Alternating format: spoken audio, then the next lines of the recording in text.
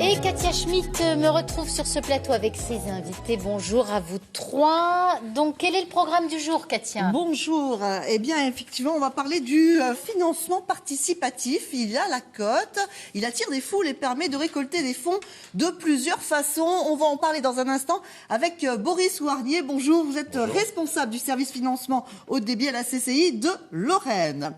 Inde, Cambodge, les missions humanitaires se multiplient aux quatre coins du monde. Est-il facile de travailler dans l'humanitaire ? C'est ce que nous allons voir avec Jean-Paul Chausser, qui est conseiller à l'EURES, l'équivalent du pôle emploi international. Jean-Paul Chausser, vous êtes basé à Montigny-les-Metz. Bonjour, merci d'être avec nous. Boris Warnier, on commence donc avec vous pour parler du financement participatif, un mot en vogue qui est presque coté en bourse maintenant et ça se développe. Est-ce qu'on peut rappeler rapidement ce qu'est le financement participatif ? Le financement participatif, en fait, ça participe de ce grand élan. De plus en plus, on va relier les particuliers aux particuliers, notamment sur Internet. On parlait du numérique ce matin. En l'occurrence, on va parler d'argent. Donc, effectivement, il y a de plus en plus différentes plateformes qui vont proposer à des particuliers de proposer de l'argent à des porteurs de projets. Alors, soit sous forme de dons, soit sous forme de prêts, soit sous forme de prise de participation en capital. Donc, ça veut dire qu'il y a vraiment plusieurs formules, hein ? Il y a absolument plusieurs formules. Tout à fait. C'est très diversifié en réalité comme sujet. Et ça peut toucher tous les secteurs ?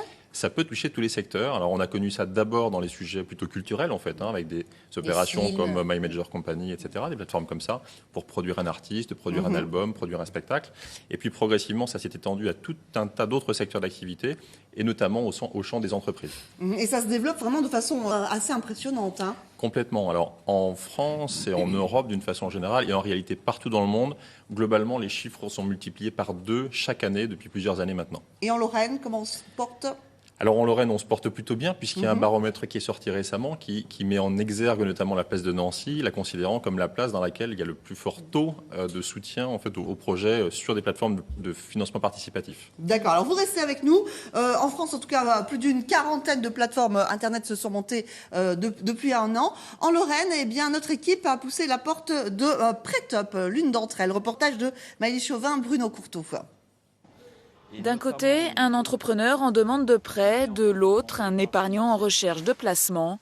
Entre les deux, une plateforme de financement participatif. C'est le tout nouveau système de crowdlending, littéralement le prêt par la foule. Ce chef d'entreprise de Saint-Avold s'est laissé séduire par curiosité. Plus besoin de se déplacer à la banque. En un clic, il a demandé 10 000 €. Il a 30 jours pour les récolter auprès des internautes. Pour lui, cela reste plus rapide, moins contraignant et à peine plus cher que le circuit bancaire classique. Tout se fait par Internet. On envoie les bilans, l'IAS fiscal, le CABIS, tout ce qui va bien. Ils font l'analyse financière en 24 ou 36 heures.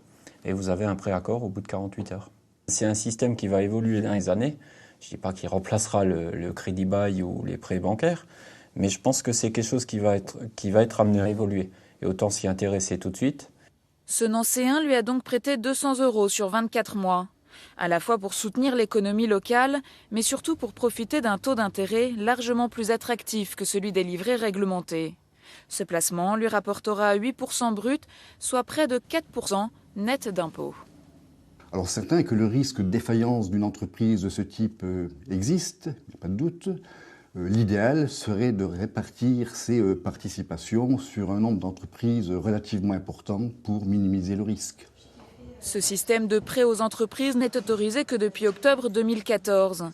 Difficile donc pour cette plateforme d'estimer le risque de défaillance, d'où un taux d'intérêt élevé en attendant une amélioration du système. On a aujourd'hui différentes discussions avec le législateur, avec la BPI, la Banque publique d'investissement, pour proposer très rapidement là, des fonds de garantie ou des assurances pour couvrir ce risque de défaillance et potentiellement, à un moment donné, peut-être diminuer ce taux d'intérêt pour encore optimiser, on va dire, l'offre et la demande entre l'entreprise qui va rechercher le meilleur coût de refinancement et le particulier pour qu'une partie du capital soit protégée. Au premier semestre 2015, le crowdlending a permis de lever en France plus de 85 millions d'euros, dont 13 millions à destination des entreprises. Alors on le voit dans le reportage, ce sont vraiment des tendances qui pèsent lourd, hein. Oui, complètement. Donc, on l'évoquait tout à l'heure sur le financement participatif. Les chiffres doublent chaque année. Donc, c'est le cas en Lorraine, c'est le cas partout en France, c'est le cas partout en Europe. Voilà. Avec un nombre de projets qui reste encore minime, somme toute. Par contre, le nombre de Français qui ont déjà participé à des plateformes comme ça, on les estime aujourd'hui à peu près 1 700 000 Français ayant déjà participé, contribué à une plateforme d'une façon ou d'une autre. D'accord. Alors, ça signifie aussi qu'il va y avoir de plus en plus de métiers dans ce secteur-là. Quel type de métier?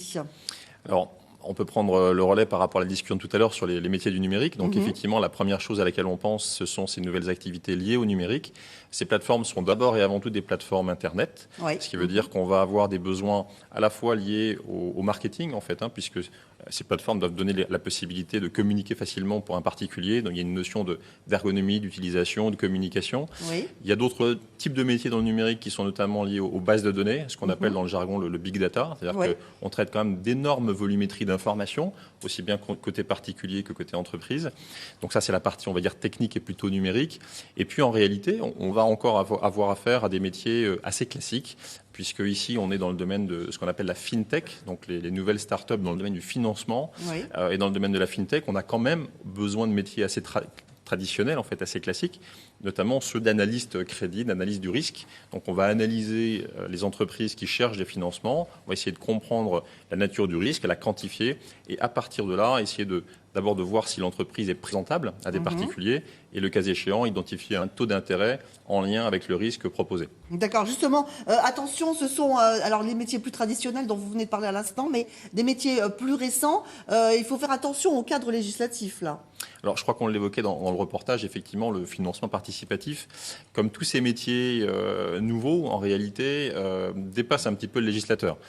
Alors, en France, on a effectivement un cadre légal qui s'est installé depuis l'automne dernier, donc relativement récemment, en définitive, et pour autant, la France fait encore partie des précurseurs.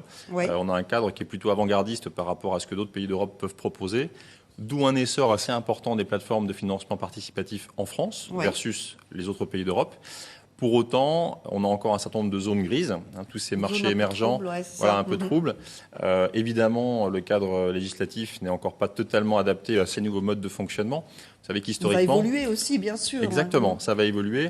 Et pour donner simplement un exemple, on est toujours un petit peu pris entre l'intérêt des entreprises, donc l'intérêt du développement économique, et en même temps la protection du consommateur. Et en l'occurrence, vous faisiez référence à la bourse tout à l'heure. Le sujet historique, c'était la bourse. Et donc, on va protéger l'épargnant, protéger le petit porteur, en faisant en sorte que l'information qui lui est communiquée soit extrêmement réglementée, sécurisée, etc. On ne peut pas imposer ce même type de contraintes sur les plateformes de ce type-là, et c'est là où les lignes sont en train de bouger, c'est là où des acteurs arrivent, et c'est là où effectivement il y aura certainement encore des clarifications, des acteurs qui vont apparaître et d'autres qui vont disparaître parce que pas capables de s'adapter à ces nouvelles contraintes. Vous, si vous aviez quelques conseils de vigilance à donner, allez, un pour l'entrepreneur, un pour le souscripteur, voilà, les points forts. Alors pour l'entrepreneur, écoutez, choisir votre plateforme, et à la limite on peut donner ce même conseil pour les deux types d'acteurs. On va donner d'ailleurs un site à l'antenne comme ça pour les infos. Donc on peut l'évoquer, donc c'est le site de Finance Participative France, qui est en fait la fédération des plateformes de crowdfunding en France, tout simplement, qui fédère quelques dizaines de plateformes. Donc voilà, faire attention à la plateforme, essayer de connaître tout simplement ses résultats historiques. C'est encore la meilleure solution aujourd'hui.